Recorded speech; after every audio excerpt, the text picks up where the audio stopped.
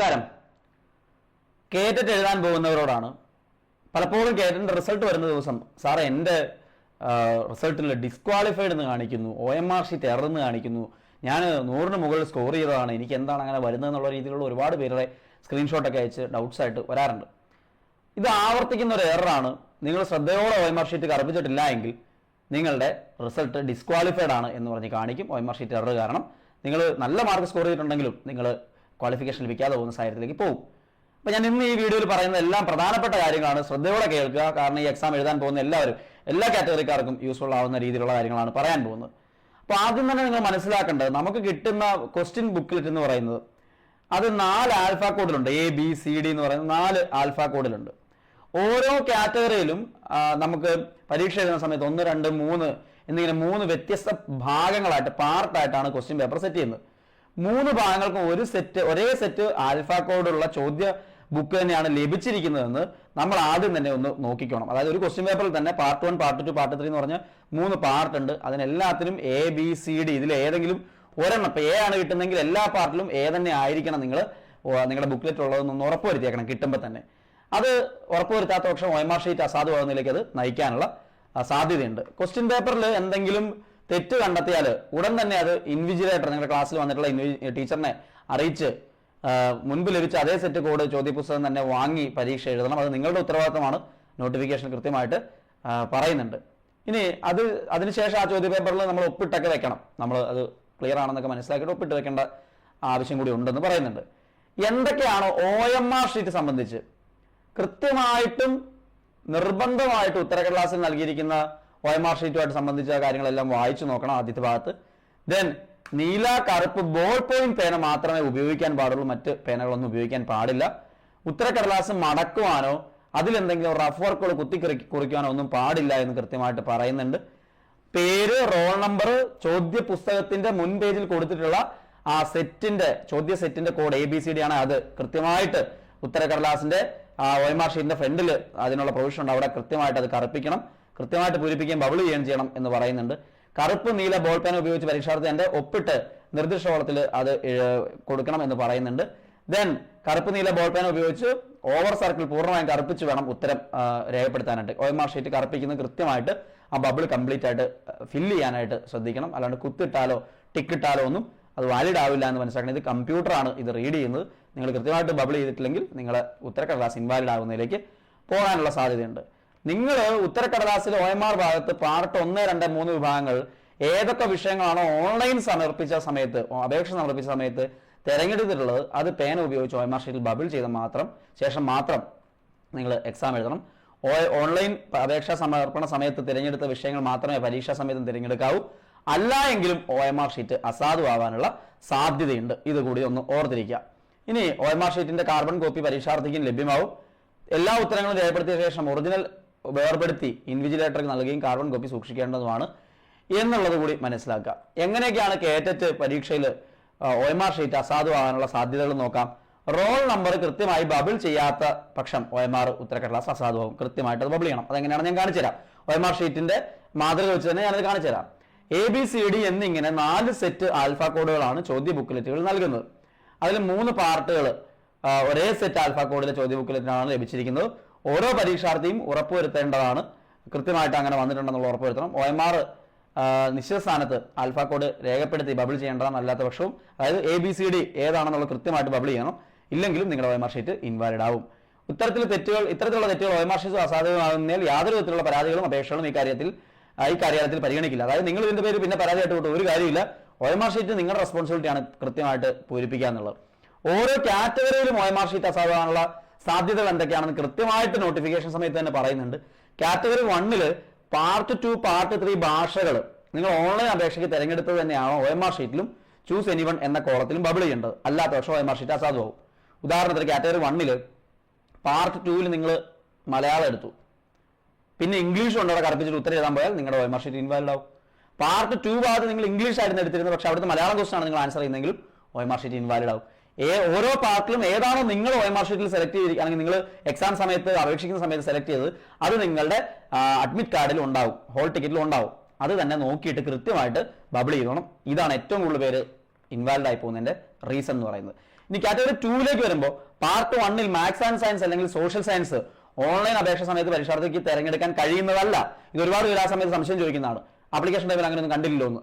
അപ്പോൾ ഒരു ചോദ്യ ബുക്കിൽ തന്നെ 2 വിഷയങ്ങളും ചോദ്യങ്ങളും ഉൾക്കൊള്ളിച്ചിട്ടുണ്ട്. അപ്പോൾ നിങ്ങൾക്ക് കിട്ടുന്ന ക്വസ്റ്റ്യൻ പേപ്പറിൽ തന്നെ ഈ പറയുന്ന സയൻസ് ആൻഡ് മാത്സും ഉണ്ട്, മാത്സും ഉണ്ട്, ഒരേ ക്വസ്റ്റ്യൻ പേപ്പർ തന്നെ ഉള്ളത്. പരീക്ഷാർത്ഥിക്ക് അനുയോജ്യമായിട്ടുള്ള വിഷയം OMR ഷീറ്റിൽ ചൂസ് റെസ്പെക്റ്റീവ് സബ്ജക്ട് എന്ന് രേഖപ്പെടുത്തിയതിന് താഴെ ഏതെങ്കിലും ഒരു വിഷയത്തിന് നേരെ ബബിൾ ചെയ്യേണ്ടതാണ്, അല്ലാത്ത പക്ഷം OMR ഷീറ്റ് അസാധുവാകും. നിങ്ങൾ എല്ലാ ആൻസർ എഴുതി വെച്ചു, പക്ഷേ സയൻസ് ആൻഡ് മാത്സ് അല്ലെങ്കിൽ മാത്സ് സോഷ്യൽ സയൻസ് ഏതാണോ നിങ്ങൾ സെലക്ട് ചെയ്തത് അത് കൃത്യമായിട്ട് ബബിൾ ചെയ്തിട്ടില്ലെങ്കിൽ നിങ്ങൾ എന്തോ ആൻസർ എഴുതിയിട്ടും കാര്യമില്ല, OMR ഷീറ്റ് ഇൻവാലിഡ് ആയി പോകും. അതുപോലെ നിങ്ങൾ കൃത്യമായിട്ട് ബബിൾ ചെയ്ത് തന്നെ ആയിരിക്കണം ആൻസർ ചെയ്യാനും, മാറിപ്പോകരുത്. അത് കൃത്യമായിട്ട് തന്നെ നിങ്ങൾ ശ്രദ്ധിച്ചു വേണം ചെയ്യാനായിട്ട്. ഇതാണ് കാറ്റഗറി 2-ൽ ഒരു സാധ്യതയുള്ളത്. അതുപോലെ പാർട്ട് 2, പാർട്ട് 3 ഭാഷകൾ നിങ്ങൾ ഓൺലൈൻ അപേക്ഷ സമർപ്പണ സമയത്ത് തന്നെ കൊടുത്തിട്ടുണ്ട്. അതേ സാധനം തന്നെ പാർട്ട് 2-ൽ മലയാളമാണെങ്കിൽ അത് കൊടുക്കണം, പാർട്ട് 2 കഴിഞ്ഞിട്ട് പാർട്ട് 3-ൽ ഇംഗ്ലീഷാണ് കൊടുത്തിരിക്കുന്നെങ്കിൽ അത് തന്നെ കൊടുക്കണം. തിരിച്ച് ചെയ്താൽ OMR ഷീറ്റ് അസാധുവാകും, ശ്രദ്ധിക്കണം. ഞാൻ കാണിച്ചു തരാം, അതിന്റെ മാതൃക ഞാൻ കാണിച്ചു തരാം, OMR ഷീറ്റിന്റെ മാതൃക കാണിച്ചു തരാം. 3യുടെ കേസിൽ നമ്മൾ ഏത് വിഷയമാണോ തിരഞ്ഞെടുത്തിരിക്കുന്നത്, അതായത് ഭാഷയും അതുപോലെ പാർട്ട് 3-ൽ അക്കാദമിക് വിഷയവും OMR ഷീറ്റിൽ കൃത്യമായിട്ട് ബബിൾ ചെയ്യണം. അതായത് ഇംഗ്ലീഷ് സെലക്ട് ചെയ്തിട്ടുള്ളതെങ്കിൽ അത് തന്നെ ആൻസർ ചെയ്യണം. നിങ്ങൾ സബ്ജക്ട് ഏതാണോ നിങ്ങൾ സെലക്ട് ചെയ്തിരിക്കുന്നത് അത് തന്നെ നിങ്ങൾ മാർക്ക് ചെയ്ത് ആൻസർ ചെയ്യാനായിട്ട് ശ്രമിക്കണം. അതാണ് കാറ്റഗറി 3യുടെ കേസിൽ വരുന്നത്. കാറ്റഗറി 4ലേക്ക് വരുമ്പോൾ പാർട്ട് 2-ൽ ഒരു ഭാഷയും പാർട്ട് 3-ൽ പരീക്ഷാർത്ഥിയുടെ സ്പെഷ്യൽ വിഷയവും കൃത്യമായിട്ട് തിരഞ്ഞെടുക്കണം. അതായത് ഭാഷ ഏതാണോ കൊടുത്തിരിക്കുന്നത് അത് കൃത്യമായിട്ട് തന്നെ കൊടുക്കണം. ദെൻ നിങ്ങൾ പാർട്ട് 3-ലാണ് നിങ്ങളുടെ ഏതാണ് ആർട്ട് ആൻഡ് ക്രാഫ്റ്റ് ആണോ അല്ലെങ്കിൽ ഉറുദു ആണോ ഹിന്ദി ആണോ എന്നൊക്കെ കൃത്യമായിട്ട് കാണിക്കുക. അതും കൃത്യമായിട്ട് അത് തന്നെ ബബിൾ ചെയ്തിട്ട് വേണം ആൻസറിലേക്ക് പോകാനായിട്ട്. ഇല്ലാത്ത പക്ഷം നിങ്ങൾ OMR ഷീറ്റ് ഇൻവാലിഡ് ആവുന്നതിന് കാരണമാവും. ഞാൻ ഓരോ കാറ്റഗറിയുടെയും OMR ഷീറ്റിന്റെ മാതൃകകൾ നിങ്ങൾക്ക് മുമ്പിലേക്ക് കാണിക്കുന്നുണ്ട്. നിങ്ങൾ നോക്കൂ, കേറ്ററ്റ് കാറ്റഗറി 1-ന്റെ കേസിൽ വരുമ്പോൾ ഫസ്റ്റ് ഇതെല്ലാം അതിന് കോമൺ ആയിട്ട് റോൾ നമ്പർ അവിടെ കൃത്യമായിട്ടുണ്ട്. റോൾ നമ്പർ കൃത്യമായിട്ട് ബബിൾ ചെയ്യാൻ ശ്രദ്ധിക്കണം. കാരണം പലരും തെറ്റിക്കുന്ന ഒരു കാര്യമാണ് റോൾ നമ്പറിലെ ഈ ഒരു തെറ്റ് വരുത്തുന്ന സംഭവം. അതായത് നിങ്ങൾ നോക്കിക്കഴിഞ്ഞാൽ കാണാൻ പറ്റും, നിങ്ങൾ ആദ്യം എഴുതാനുള്ള ഓപ്ഷൻ ഉണ്ട്. 1, 2, 3, 4, 5, 6 എന്നാണ് നിങ്ങളുടെ നമ്പർ എന്ന് വിചാരിക്കുക. കൃത്യമായിട്ട് അത് കാണിച്ചിരിക്കണം. ദെൻ 1-ന് ബബിൾ ചെയ്യുമ്പോൾ ആ 1-ന്റെ കോളം തന്നെ ഫില്ല് ചെയ്യണം. അല്ലാതെ നിങ്ങൾ ആദ്യത്തെ കോളം 1 ആണെന്ന് വിചാരിച്ച് ചെയ്യാൻ പോയാൽ തെറ്റും. കാരണം അത് 0-യാ, മനസ്സിലായോ? ഇപ്പൊ 5-ന്റെ സ്ഥാനത്ത് 0 ഇറക്കുമെന്ന് വിചാരിച്ചു, 0 ഇറപ്പുണ്ട്. അപ്പൊ ആ സമയത്ത് 0 ഇവിടെ ബബിൾ ചെയ്യണം. അല്ലാണ്ട് നിങ്ങൾ എന്ത് ചെയ്താലാ, നിങ്ങൾ പോയിട്ട് 1-ന് പകരം 0 കൊണ്ട് കറപ്പിച്ച് അവിടെ തന്നെ നിങ്ങളുടെ OMR ഷീറ്റ് ഇൻവാലിഡ് ആയി, പിന്നെ ഒന്നും ചെയ്യാനില്ല. വേറെ OMR ഷീറ്റ് തരാൻ ഒരു സാധ്യതയില്ല. അതിന് നിങ്ങൾ ആദ്യം ചെയ്യേണ്ടത് എന്താണെന്ന് ഞാൻ പറയാം. അതായത് നിങ്ങളുടെ രജിസ്ട്രേഷൻ നമ്പർ നോക്കിയിട്ട് നിങ്ങൾ എന്ത് ചെയ്യുക, നിങ്ങൾ ആദ്യം പോയിട്ട് ഈ കുഞ്ഞു കുഞ്ഞു ബബിളുകളിലുണ്ടല്ലോ, ഈ ബബിളുകളിൽ പോയിട്ട് ഒരു കുത്തിടുക. ആദ്യം നിങ്ങളുടെ നമ്പറിന് താഴെ നിങ്ങൾ എന്ത് ചെയ്യുക, ഒരു കുത്തിടുക. ഇപ്പം ഞാൻ നേരത്തെ പറഞ്ഞ പോലെ 1, 3, 0, 5, 6, 1 എന്നൊരു നമ്പർ ഉണ്ട് നിങ്ങൾക്ക് എന്ന് വിചാരിച്ചു. അപ്പോൾ നിങ്ങൾ ആദ്യം എന്ത് ചെയ്യുക, ഇവിടെ 1, ഇവിടെ 3, ഇവിടെ 0, ഇവിടെ 5, ഇവിടെ 6, ദെൻ ഇവിടെ 1, ഇങ്ങനെ ഒന്ന് കുത്തിട്ട് വെച്ചേക്കുക. എന്നിട്ട് ഒന്നുകൂടി കൺഫേം ചെയ്തിട്ട് അത് ബബിൾ ചെയ്യാൻ ശ്രമിക്കുക. അപ്പോൾ ആ എറർ നിങ്ങൾക്ക് തെറ്റിക്കാൻ പറ്റും. അതുപോലെ തന്നെ നിങ്ങളുടെ ക്വസ്റ്റ്യൻ പേപ്പർ ബുക്ക്ലെറ്റ് കിട്ടുന്നതിന്റെ മുകളിൽ ഒരു ബുക്ക്ലെറ്റ് നമ്പർ ഉണ്ടാവും. ആ ബുക്ക്ലെറ്റ് നമ്പറും ഇതുപോലെ തന്നെ ഇവിടെ കൃത്യമായിട്ട് എഴുതുകയും താഴെ ബബിൾ ചെയ്യുകയും കൊടുക്കുക.